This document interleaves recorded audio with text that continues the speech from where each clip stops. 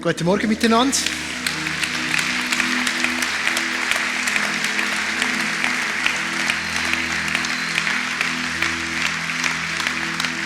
Es ist schön, euch zu sehen. Und genau, vielleicht auch für die jetzt überrascht sind, wieso klatscht man. Das hat sicher damit zu tun, dass ich seit längerer Zeit wieder da oben stehe. Und ich möchte auch sagen, an dieser Stelle, ich freue mich, dass ich heute da sein kann. Ich möchte an dieser Stelle auch mich herzlich bedanken für die Anteilnahme, die ich mitbekommen habe in den letzten 2 Wochen, seit dieser Information vor 2 Wochen über meinen krankheitsbedingten Ausfall.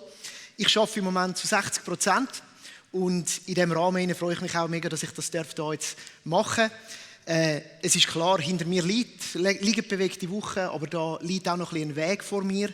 Und vielleicht auch darum, ich kann nicht auf alles reagieren, was ich auch an Genesungswünsche bekomme, und ich hoffe, dass ihr das auch versteht, und danke euch aber vielmals fürs Mittragen. Und jetzt freue ich mich sehr, dass ich euch heute mitnehmen darf in den 3. Teil von dieser Predigt-Serie über wahrscheinlich die berühmtesten Verse aus der Bibel, zumindest im Volksmund. Wir haben nämlich eine Serie über das Vaterunser mit dem Titel «Herr, lehre uns beten». Die Jünger von Jesus haben ihn das gefragt und er hat ihnen geantwortet mit dem berühmten Gebet, das Vaterunser, wo für viele von uns aber auch so etwas fast Gedichthaftes sehr runtergeliert hat, und wir tauchen miteinander in das Gebet ein. Und ganz zum Anfang von dieser Serie hat uns der Reto Lussi mitgenommen in einen ganz wichtigen Aspekt von dem. Nämlich, das Gebet fängt an mit dem Wort Vaterunser. Vater ist für uns im Dialekt ein bisschen ungebräuchlich. Die wenigsten von uns sagen «Hallo Vater», sondern wir sagen vielleicht viel mehr «Hey Papi» oder «Papa» oder «Daddy». Und das Wort, das hinter dem Vater steht, ist das Wort «Abba». Und es geht da in dem Gebet um ein Miteinander, eine Beziehungspflege mit dem Vater im Himmel, einem Papi im Himmel. Und das ist eine ganz wichtige Grundlage auch für den heutigen Sonntag. Und die hat mich erinnert an eine kleine Anekdote aus meinem ganz aktuellen Alltag. Und ich möchte darum auch wieder an diesen Tisch Platz nehmen, aber ich habe den leicht veränderten Tisch, weil bei mir sitzt, in meinem Fall, wenn ich der Vater bin, sitzt mein Sohn nicht vis-à-vis von mir, sondern nebendran, dass ich da noch so ein bisschen Zugriff habe, oder? Weil sonst könnte es ein bisschen gefährlich werden. Und wir haben in den letzten Wochen oder Monaten schon, kann man sagen, so ein Ritual miteinander entwickelt. Am Papi-Tag, am Montag, gehen wir nämlich zusammen in Coop und wir haben dort beim Einkaufen gemerkt, dass es ein Restaurant nebendran gibt, und dort gibt es etwas Grossartiges, nämlich den sogenannten Zmorgen-Deal. 6,25 Franken für 2 Brötchen, ein Bütterli, ein Gomfi und ein heißes Getränk. Und das ist eine super Kombination, weil er kommt Gomfi und Butter und Brot über, ich auch ein Brötchen und natürlich einen Kaffee. Und dann haben wir dort eine gute Zeit miteinander. Und das ist so ein Ritual geworden. Und das hat mich erinnert, als ich mich in die Predigt getaucht bin. Jetzt vor wenigen Wochen, beim letzten Mal, als wir das gemacht haben, vor 2 Wochen, hat das gemeinsame Treffen eine überraschende Wendung genommen. Bis dorthin ist das immer alles tipptopp im Glück verlaufen, aber dann ist das Brötchen von meinem Sohn fertig gewesen. Und dann hat er gesagt, Papi, mehr Brot. Und dann habe ich gesagt, okay, jetzt haben wir das Problem, weil der Deal ist aufgebraucht. Meins ist schon gegessen, dies ist gegessen, es hat noch ganz wenig Gomfi und Butter, aber sorry, Brot gibt es kein. Ist vorbei. Ich habe alle pädagogischen Fähigkeiten, die ich in den letzten Monaten mir angeeignet habe, aufgebraucht, und ich habe gemerkt, es geht nicht. Das Augenwasser ist gestiegen, das Maul ist aufgegangen, und das Geschrei ist losgegangen, und ich habe gemerkt, jetzt wird es peinlich für mich, weil aussen hat es ganz viele erfahrene Eltern, die auch dort sind und mit ihren Kindern im Spiel liegen und so. Und die sehen jetzt den überforderten Vater, der es nicht anbringt, seinem Sohn zu erklären, dass es jetzt kein Brot mehr gibt. Und was habe ich gemacht? Ich habe die Lage abgeschätzt und gesagt, also gut, wir nehmen den Weg auf vom Spielecke hin, wo wir nebenan gesessen sind. Das heisst, ich putze dir zuerst deine Hände und dein Maul, weil ich die sonst nicht rausnehmen und runternehmen. Wir laufen zurück zu der Brottheke und kaufen dort nochmal ein Brötchen. Das kostet dann 3 Franken, also die Hälfte vom Deal. Und gehen wieder zurück und essen das noch. Und ich habe das gemacht, selbstverständlich. Wir haben Brötchen organisiert und er war glücklich gewesen. Und mir ist die Geschichte in den Sinn gekommen, als ich über den Text nachgedacht habe von heute, wo wir zusammen eintauchen. Und zwar ist das der Teil vom Gebet, was heisst, unser tägliches Brot gib uns heute und vergib uns unsere Schuld, wie auch wir vergeben unseren Schuldigen. Und natürlich ist das ein bisschen komödiant und lustig, weil das ist gerade so mein Alltag, wie das ist. Und einerseits passt es mega gut wegen Brot oder eben Boot. Ich bin ja froh, hat er nicht ein Boot gemeint, weil für das habe ich schlicht und einfach zu wenig Geld. Aber für Brot langt es dann noch. Aber es hat mich mehr bewegt auch, weil das Bild ja so stark ist. Und das haben wir jetzt schon zweimal gehört, nämlich, dass der Vater da sitzt mit dem Kind. Wir sind seine Kinder. Und mein Sohn hat das sicher ganz schön gezeigt, dass in dem Moment tut man seine Bedürfnisse kund. Und zwar bis in die Emotionen hinein. Das war keine Frage, das ist nicht peinlich für ihn. Die Tränen steigen auf, da wird geschrauen und gesagt, ich will jetzt mehr Boot. Und irgendwie hat es mich bewegt und denke, genau das ist das Setup. Und das ist so eine wichtige Grundlage von dem, was wir heute eintauchen werden, dass das Setup ist. Es ist eine Beziehung zwischen Vater und Sohn, zwischen Eltern und Kind. Dort, wo man sich anvertraut, wo man alles gibt. Jetzt, jedes Bild hat seine Grenzen, so auch das. Weil es gibt eine zweite Grundlage. Einerseits geht es um die Vater-Kind-Beziehung, aber die andere, die hat uns der Matt mitgenommen. Und das ist die Grundlage, dass nämlich das Gebet wunderschön strukturiert ist. Und er hat uns letzte Woche darum in einen Teil mitgenommen, wo zeigt, was vor dieser persönlichen Bitte und vom Bedürfnis ausdrücken kommt. Nämlich 3 Verse, die darum gehen, wer Gott ist. Und das hat mein Sohn noch nicht ganz begriffen. Weil das ist nicht vorher. Er hat nicht gesagt, Papi, dein Name werde geheiligt und dein Wille geschehe und dein Reich komme oder umgekehrt. Sondern einfach gesagt, Papi, mehr Boot.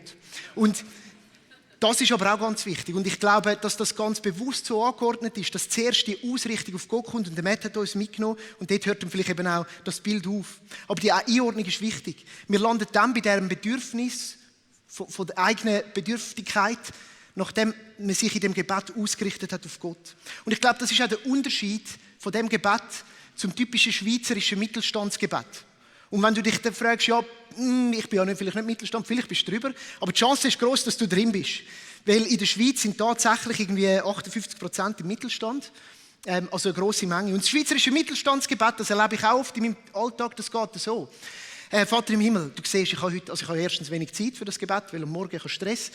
Du siehst, ich habe heute einen strengen Tag von mir. Ich habe schwierige, herausfordernde Sachen. Ich bitte dich, dass du schaust bei meinem Chef, dass das, was ich als Anliegen habe, durchkommt. Und du siehst auch unsere Kinder, die sollten auch noch dort und da. Und könntest du meine Frau noch sagen und ihr im Herz zeigen, dass sie dort eigentlich müsste. Ja, genau. Und dann, dein Name werde geheiligt, dein Reich komme, dein Wille geschehe. Amen. Gell? Ciao. Guten Tag.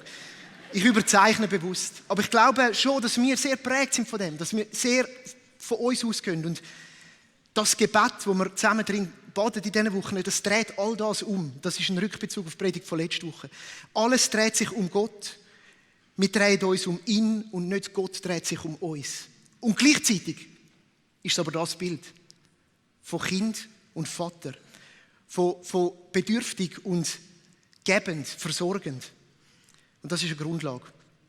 Und wir dürfen dann auch unsere, wenn wir dann landen bei dieser Bitte, unsere Bitte bringen. Und ich möchte mit euch eintauchen in den Vers. Dort heisst es nämlich, unser tägliches Brot gib uns heute. Und wir fokussieren zuerst das unser. Ich bin gestürchelt, weil eben mein Mittelstandsgebet fängt meistens nicht mit unser an, sondern mit mir. Gib mir mein tägliches Brot, gib mir das, was ich brauche. Und ich glaube, das ist ganz bewusst, dass das da anders steht. Es hat natürlich auch sicher mit der Kultur von damals zu tun, wo viel mehr Gemeinschaft im Fokus hat. Aber Jesus sagt ja ganz bestimmt das auch so, weil er sagt, am Ende bist du immer jemand in einer Gemeinschaft vor Gott. Und der christliche Glaube ist einfach nicht ein Solo-Game, wo du selber machst und wo es nur um dich geht, sondern auch da wieder, es ist nicht eine individuelle Geschichte, sondern es ist eine gemeinschaftliche Angelegenheit. Und in dem Moment, wo du vor Gott kommst mit deiner Bedürftigkeit, kannst du bewusst sein und sollst dir bewusst sein, dass nebendran Milliarden von Menschen auch Kinder von Gott sind und auch bedürftig sind und auch etwas brauchen. Und ich glaube, das sich zu bewusst werden, hilft uns, dass wir vor der Falle vom Egoismus bewahrt werden. Und vielleicht auch immer wieder das mal ganz bewusst so zu spüren und auch zu beten für uns, für unser Bedürfnis, für das von dieser Gruppe, wo wir zugehören, von dieser Familie, von dieser Gemeinschaft, von dieser, was auch immer du dich zugehörig fühlst, aber auch noch viel weiter als ein Teil von dieser Menschheit. Und vielleicht hilft es uns dort auch, gerade auch zu beten für andere, für die Nöte, die andere Leute auch haben. Vielleicht ist das schon so ein erster Schritt in die Fürbitte. Unser tägliches Brot gib uns heute. Und diese Frage möchte ich dir heute schon mal so mitgeben. Wie steht es um dein Bittgebet? Bist du dir in dem Moment bewusst, dass du als eine oder einer von vielen vor den Vater kommst? Dass er Vater ist von vielen? Wie würdest du dein Gebet verändern?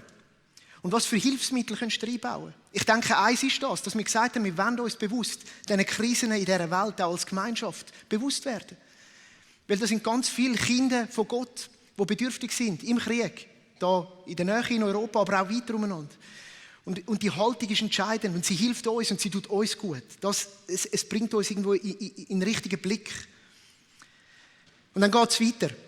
Unser tägliches Brot gib uns heute. Viele Übersetzer, Bibelübersetzer, kommen zum Schluss, dass man die Worte eigentlich auch übersetzen mit gib uns das nötige Brot. Gib uns das, was wir nötig haben.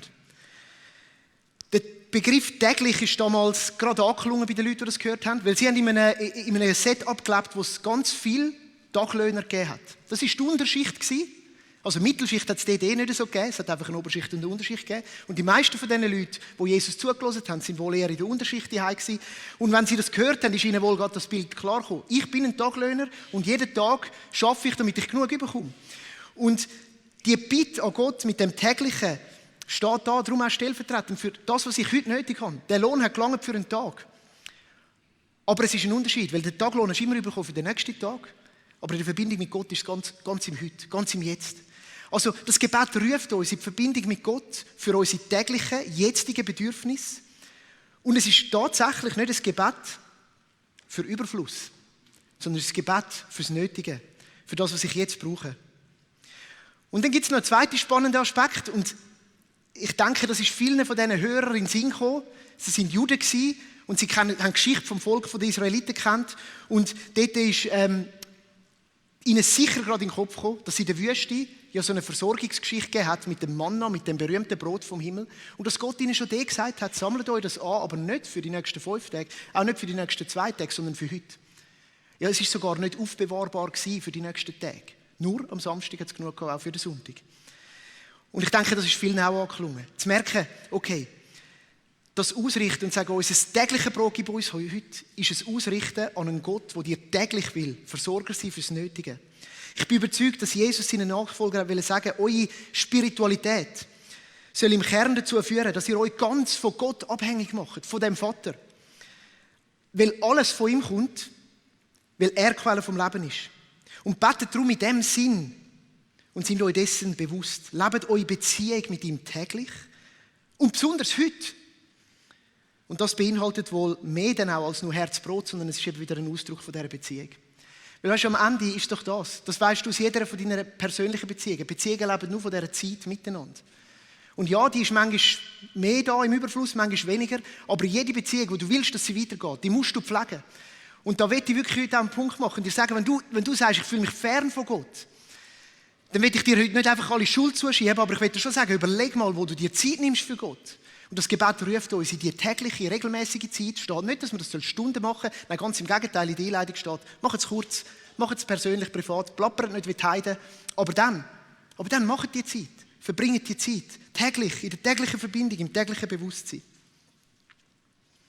Und dann gibt es ganz bestimmt ganz gute Momente am Tisch und nicht nur einfach das Brot für heute. Und erst recht nicht Herzbrot. Und dann kommen wir zu dem Brot. Unser tägliches Brot gib uns heute. Ich meine ganz ehrlich, Brot. Ist Grundnahrungsmittel für uns. Am Sonntag ist Brot okay, weil dann ist es Zopf. Einmal bei vielen von uns, denke ich. Aber Brot ist nicht so spektakulär. Ja, es gibt schon sehr feine Brötchen und in der Schweiz haben wir eine gute Kultur, das ist schon so. Aber vielleicht werden das Brot eben schon etwas anderes. Aber eben, wie gesagt, das habe ich nicht. Das Brot steht für das Lebensnotwendige und das war ja schon damals. Es ist Grundnahrungsmittel, oder? Das Getreide und aus dem hat man Sachen machen, backen. Und das ist das, was damals sicher ein Bedürfnis war von diesen Leuten. Und das ist eine Challenge für uns, weil wie gesagt, wir sind an einem anderen Ort. 58% von uns leben im Mittelstand. Wir haben genug Brot, definitiv. Wir haben genug Geld fürs Brot, fürs Tägliche. Und so denke ich, dass wir, wenn wir das uns heute auch übertragen wollen, dass auch ein Ruf ist an uns, vielleicht uns dem Brot einmal bewusst werden und sagen, hey, Brot ist genug. Und da gibt es so viele 5-Gang-Menüs, wo viele von uns, und ich weiss nicht alle, aber viele von uns sich leisten können, die aber uns am Ende doch leer lassen, weil wir nicht beim wirklichen Brot vom Leben angedockt sind. Und ich denke, das Gebet wird uns auf das hinweisen. Sagen, so vieles ruft, so viele Gänge rufen, so viele gute Gomios, so viele Food Trends, man redet ja von Food Porn, oder? Wo man sich jetzt sieht. Aber Jesus ruft uns, das Brot gibt es vom Vater. Das wahre Brot fürs Leben, die wahre Nahrung, das wahre Grundnahrungsmittel. Und da landen wir dann auch bei dieser geistlichen Deutung von dem Brot. Und Jesus hat selber von sich gesagt, ich bin das Brot des Lebens. Wer zu mir kommt, wird nie mehr hungrig sein. Und wer an mich glaubt, wird nie mehr Durst haben. Und das ist eine unglaublich schöne Deutung, auch eine geistliche Deutung von dem Text. Das Brot vom Leben findest du nicht in dem, was du dir kaufen kannst, sondern bei Gott. Und er ist genug und er nährt dich. Und er hat genug und er gibt dir das Nötige. Und das ist das, was auch wirklich Substanz hat und dich wirklich nährt. Und alle Ablenkungen, die wir bei 5 Gänger uns einziehen wollen, weil sie noch spannend sind, alles Materielle, das da drin liegt, das Geld, das wir drin investieren, alle vielleicht auch FOMO, Fear of Missing Out, von diesen Sachen, wo uns so gesagt wird, das musst du auch noch haben. Ich meine, das sind schöne Sachen und Gott sei Dank, wir leben im Mittelstand. Das ist vielleicht der Segen darüber aus, den wir haben. Aber mach dich nicht abhängig von dem. Das Gebet ruft dich dazu auf. Mach dich nicht abhängig von dem. Deine Arbeit kann so etwas sein. Dein Ansehen vor den Menschen. Aber es wird nie genug sein. Wahre Nahrung findest du in dem Brot vom Leben Jesus. Und jetzt denkst du vielleicht, ja ganz ehrlich, aber wie viel Relevanz hat denn das Gebet noch, wenn das ein Gebet war für damals eine arme Bevölkerung, die eben nur das Nötigste fürs Leben gerade gehabt hat, die auch immer wieder fürchten, finde ich den nächsten Taglöhnerjob, wird die überhaupt genommen? Ich meine eben, wie gesagt, wir stehen heute an einem anderen Ort. Und ich möchte so in 3 Punkten noch mal kurz wiederholen, wieso ich das Gebet als entscheidend empfinde, auch für die heutige Zeit, für eine fortgeschrittene Gesellschaft in der Schweiz, wo wir mehr als genug haben, oder viele von uns mehr als genug haben, auch wenn es im Moment vielleicht ein bisschen weniger ist, als es auch schon war, und auch wenn wir Inflation haben und so weiter. Das Erste ist das, es geht eben um die Beziehung. Das Gebet führt uns in die Beziehung. Der Aspekt Papi im Himmel. Es ist ein Alleinstellungsmerkmal vom christlichen Glauben, dass wir eine persönliche Beziehung zu unserem Gott haben können. Es ist nicht ein Gott, der irgendwelchen gesichtslosen Seelen einfach so Segnungen zukommen lässt, weil sie die richtigen Opferungen bringen, sondern es ist die Sehnsucht von dem Vater, täglich zu ihm zu kommen und um das Brot von ihm zu bitten, weil er will in Verbindung sein. Ich liebe es, Zeit mit meinem Sohn zu verbringen. Ich liebe es. Es ist manchmal auch wirklich streng, es ist manchmal auch wirklich mühsam, aber ich liebe es. Besonders liebe ich es dann, wenn ich merke, dass er mich braucht. Das Gebet zieht uns in die Beziehung. Und ich glaube, da drin kommt auch etwas raus. Ich habe vorher gesagt, hey, bist du bewusst, das ist unser Vater und nicht mein Vater.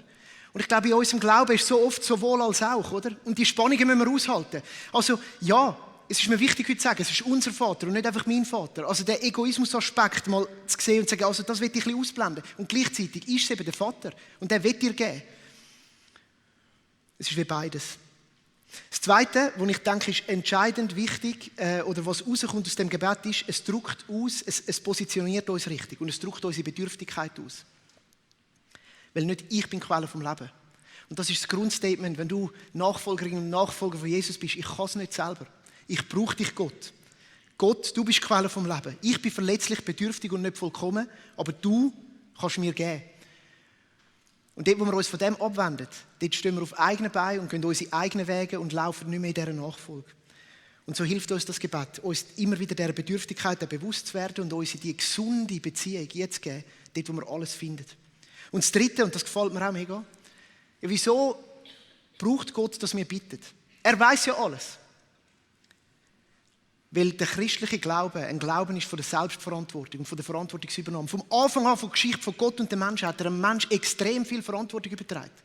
Und er will nicht Marionetten, sondern er will Menschen, die Verantwortung für ihr Leben übernehmen. Und das ist herausfordernd und das ist streng, aber das ist auch etwas Wunderschönes. Und das Gebet führt uns in die Verantwortung für uns selber, indem wir mit unseren Bitten zum Vater gehen. Dass wir ihn bitten ums tägliche Brot, ums Nötige, um das, was für uns und für die Menschen um uns herum notwendig ist. Nicht nur um uns geht es, aber ums Breitere, habe ich schon mal gesagt. Aber es ist Verantwortung, ist auch bei uns. In dieser Beziehung drin zu sein, in die zu investieren, in die hineinzugehen. Jetzt ein kurzer Hinweis an Technik. Ich habe da unten einen mega schönen Login-Code, aber ich sehe nicht, wie lange ich noch Zeit habe. Darum sage ich mir entschuldigt, wenn ich eine Stunde lang... Noch 11 Minuten. Gut. Ich hoffe, wir mögen noch. Unser Vater im Himmel,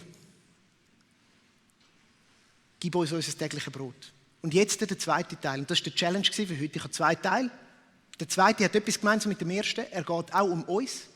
Aber sonst hat er einen recht anderen Aspekt. Vergib uns unsere Schuld, wie auch wir denen vergeben, die an uns schuldig werden. Und ich glaube dir, ich sehe schon einen Zusammenhang.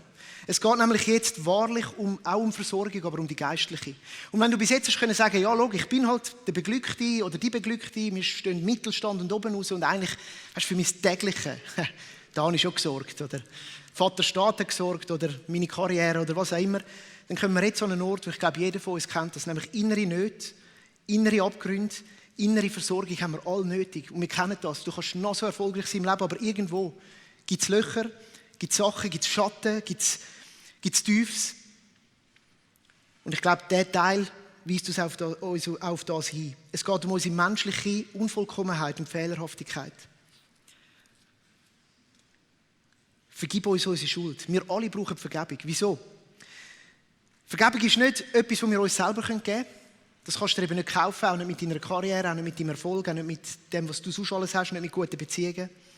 Es geht da drin auch nicht irgendwie, dass du ein Regelbuch einhalten und dort bist du vielleicht am einen Ort ein bisschen drüber treten, sondern es geht viel tiefer, grundlegend darum, dass wir als Menschen unsere Bestimmung, die Gott über uns gehabt hat oder hat, nicht immer erfüllen. Und ich möchte einen Hinweis machen auf die Predigtserie 1 von dem Jahr «Entfesselt Leben», Teil 1. Dort habe ich intensiv über Vergebung und über die Sündhaftigkeit des Menschen geredet. Und ich kann da jetzt nicht auf das alles eingehen. Du darfst es aber gerne nachhören, wenn du möchtest. Aber ich möchte das da nochmal sagen. Es geht da drin um die Sünde. Und Sünde ist Zielverfehlung. Und Zielverfehlung ist eigentlich, dass wir als Menschen immer wieder unsere Bestimmung verfehlen. Nämlich das Gegenüber Gottes zu sein, ihn zu repräsentieren auf dieser Welt, nach seinem Sinn zu handeln auf dieser Welt, Frieden auszustrahlen, Liebe zu verkünden, im Frieden mit Menschen vorwärts zu gehen. Das ist so das Grundlegende. Wie drückt sich die Verfehlung von dieser Bestimmung genau aus? Ich denke in Hochmut. Das ist der Name, mehr mein Name werde geheiligt, als dein Name werde geheiligt. Ich denke in falsche Prioritäten und Lebensmittelpunkte, über das haben wir jetzt gerade auch schon geredet. Das ist dann mehr mein Reich komme statt dein Reich komme. Und dann denke ich auch ganz stark beim Egoismus, haben wir auch schon erwähnt, in falschen Sicherheiten, wo wir haben, vielleicht mehr mein Wille geschehe als dein Wille geschehe. Und das wirkt sich immer aus auf unsere Beziehung mit Gott, weil wir machen uns unabhängig von ihm, wie das schon ganz am Anfang von der Bibel geschehen ist. Und es wirkt sich auch aus auf die Beziehung mit den Mitmenschen, weil sie werden oft in Mitleidenschaft gezogen von dem. Und für das brauchen wir Vergebung. Der Mensch ist ein vergebungsbedürftiges Wesen. Und das Gebet anerkennt das.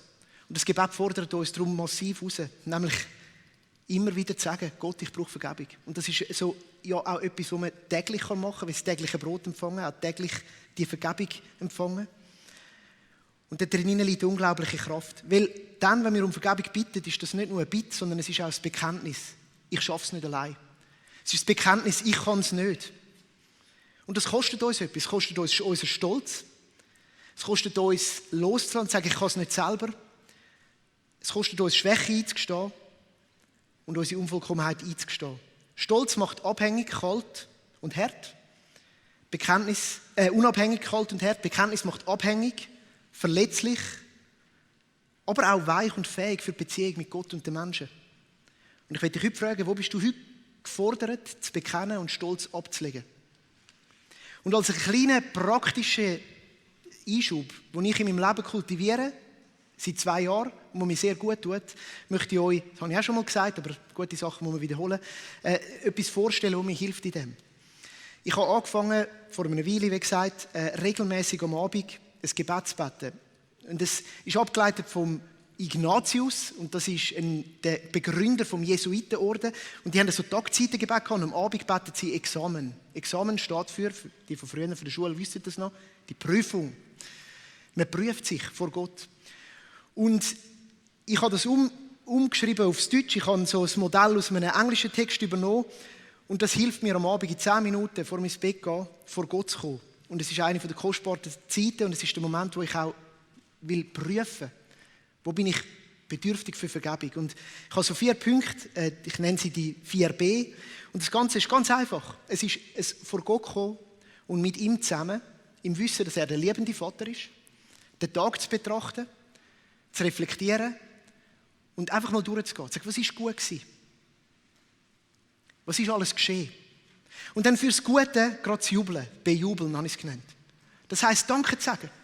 Hey, danke, dass ich das so erleben konnte. Und in dem ist dann schon Worship, oder? Es ist danke Gott, dass du das geschenkt hast. Danke für den kostbaren Moment mit meinem Sohn, mit meiner Frau.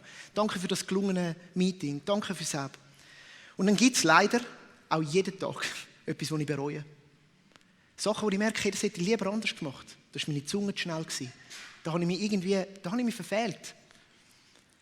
Und dann ist es mega kostbar, das Gott anzugeben. Es lohnt sich einmal noch zu überlegen, ob das am nächsten Tag noch Erfolg hat, dass man vielleicht noch irgendwie eine Aktion daraus macht, aber mal in erster Linie das Gott anzugeben und zu sagen, ich habe verfehlt, ich bereue, es tut mir leid. Und dann befreit weiterzugehen, das kommt dann automatisch, weil es tut mega gut, wenn du das machen kannst. Und mein persönliches Erleben ist, dass mein Herz in dem entspannt. Es kommt irgendwie das Gefühl von der Echtheit und von der Wahrheit in mich hin. Es ist Frieden für die Nacht. Ich schlafe besser nach dem. Es ist Verbundenheit mit Gott und es ist Freiheit für die Zukunft. Und ich finde das mega hilfreich und ich mache das, also das ist nichts Krasses. Ich mache es oft im Bett beim Liegen. Und manchmal stößt es dann schon so halb weg. Ich glaube, das ist auch ganz gut, weil wenn der Frieden von Gott einkehrt, dann kannst du gut schlafen. Aber es ist mega kostbar. Einfach so als vielleicht etwas, um auch daran festzuheben. Vergib uns unsere Schuld. Wir brauchen die Vergebung. Und dann koppelt an das, wie auch wir vergeben unseren Schuldigen. Wir sollen vergeben. Und das ist nicht eigentlich ein Bitte, sondern es ist ein Statement. Wie auch wir vergeben unseren Schuldigen. Das Gebet modelliert unser Statement, ich gehe in die Haltung von der Vergebung. Und ich glaube auch da, die ersten Hörer, die das gehört haben von Jesus, die haben gerade gemerkt, er hat schon über das geredet. Mit dem Petrus, wo der Petrus gesagt hat, ja, wie viel Mal muss ich genau vergeben? Oder bei dem Gleichnis vom Schalksknecht, oder wo der eine mega viel Vergebung überkommt und nachher geht er und holt einen, der ihm ein Muckenfürzchen schuldet und zwingt ihn, ihm das zurückzuzahlen. Und was das Muster ist drin ist, Gott sagt, wenn du Vergebung empfängst, bist du auch beauftragt dazu, dir weiterzugeben. Das ist ein Command. Es gehört dazu, dass wir das weitergeben. Und uns fällt es schwer, trotz unserer eigenen Unvollkommenheit, die Unvollkommenheit von anderen Menschen nicht anzurechnen. Wir lieben die Vergeltung. Einmal mir geht es so, weil gratis geben wir nicht so gerne etwas.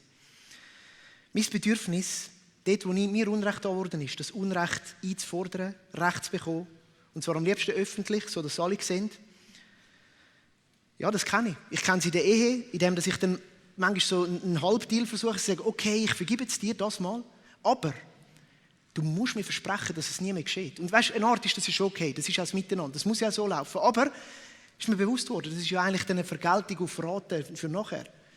Vergebung heisst, ich lasse los und ich halte es dir nicht mehr vor. Und ganz ehrlich, so oft schaffe ich das nicht. Aber es ist zutiefst menschlich auch, das darf man auch mal anerkennen. Das Bedürfnis. Und ja, wenn dann wieder Gutmachung kommt, ist das auch ganz okay. Und ich will nicht gegen das reden. Aber was, wenn sie nicht kommt? Was, wenn alles verhärtet ist und wenn keine Einsicht da ist, dann macht es etwas mit dir. Weil die Schuld, die dann da steht, wo du daran festhebst, die knechtet wohl weniger der andere als vor allem dich. Und dort drin ist es entscheidend, dass wir dem Aufruf, in dem Gebet Erfolg leisten und sagen, ich will Gott mit dir zusammen immer wieder mich ausrichten auf Vergebung gegenüber meinen Mitmenschen. Sonst wird Bitterkeit wachsen in unserem Herz. Und das ist vor allem für uns und unser nächstes Umfeld schädlich. Und ich habe eine mega schöne Definition von Vergebung gefunden, oder mega schöne. Nein, eigentlich schön ist sie nicht, sie ist brutal herausfordernd, aber ich finde, sie ist sehr umfassend. Der Dr. Gary Breshears, der schreibt Folgendes. Er definiert Vergebung so: Die Handlung, diejenige Person, die gegen mich gesündigt hat, also mir etwas Unrecht zu tun hat, aus meinem persönlichen Recht auf Eintreibung der Schuld und Vergeltung zu entlassen. Okay, das ist mal noch klar. Das wäre das, was wir machen müssten. Aber wie machst du es? Anstatt ihr den Schmerz, den sie mir zugefügt hat, zurückzugeben. Hey, kennst du es? Weißt du, gern würde ich es.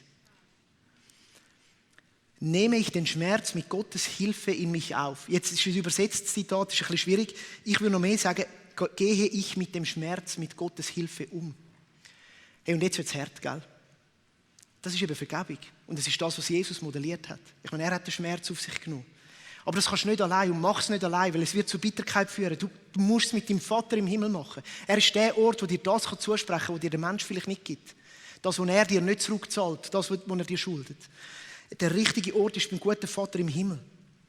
Den Schmerz mit Gottes Hilfe in mich aufnehmen. Mit dem Schmerz umgehen. Hey, und das ist auch nicht etwas, was du einfach einmal Vater unser beten, dann ist es geschehen. Das ist wohl oft prozesshaft. Und wenn du heute spürst, das klingt an, möchte ich dir auch Mut machen, zu überlegen, wo brauchst du Hilfe da drin? Begleitung, vielleicht auch seelsorgerlich. Aber es wird dich befreien. Weil bei Gott, beim Vater, darfst du deine Emotionen zeigen. Du kannst ihm sagen, wo du dich betrogen fühlst, was dich hässlich macht, wo du dich beraubt fühlst. Du kommst auch Trost über das Geraubte und Verlorene. Deine Wunden werden bei ihm gepflegt. Gott anerkennt deine Rechte. Was für ein Zuspruch. Dein Vater im Himmel anerkennt deine Rechte. Möglicherweise sagt er aber nicht, dass die öffentlich gemacht werden. Möglicherweise auch schon. Das gibt auch unterschiedliche Wege. Aber bei ihm ist es mal gut platziert. Bei Gott kannst du dein Recht auf Wiedergutmachung platzieren. Er kann dich entlasten und dich bestätigen. Ich möchte uns heute Mut machen, dass wir die Schmerzen nicht einfach in uns aufnehmen, weil dann gibt es Bitterkeit und Härte, sondern Vergebung anfangen mit Gott durchzuarbeiten. Das befreit in erster Linie uns und dann natürlich auch unser Gegenüber. Unser tägliches Brot gib uns heute und vergib uns unsere Schuld, wie auch wir vergeben unseren Schuldigen. Was ist dein Brot vom Leben? Und wo ist heute ein Ruf da, dass du dich auf deine geistliche Nahrung ausrichten sollst? Bei Jesus alles nochmal neu sollst finden, dich nochmal ihm hinwenden? Vielleicht zum ersten Mal. Aber auch für was darfst du heute bitten? Weil du darfst wissen, dass du zu einem Vater kommst im Himmel, der sein Kind liebt und will wissen, wie es dir geht und was du brauchst. Dann frag, wo brauchst du Vergebung? Und wo kann das Gebet dir helfen, die auch wieder in Anspruch zu nehmen? Zu bekennen, dass du nicht diesen Maßstab genügst, dass du deiner Berufung entflohen bist. Und dann auch die Frage, wem sollst du vergeben? Wem musst du vergeben? Und wo brauchst du Gottes Hilfe im Umgang damit? Ich möchte das so euch heute weitergeben. Und um das noch so in unseren Herzen sinken zu lassen, möchte ich euch jetzt einladen, zum Aufstehen und dass wir miteinander das Vaterunser zusammen beten. Und vielleicht ganz besonders in diesen Versen von heute auch das nochmal sinken lassen.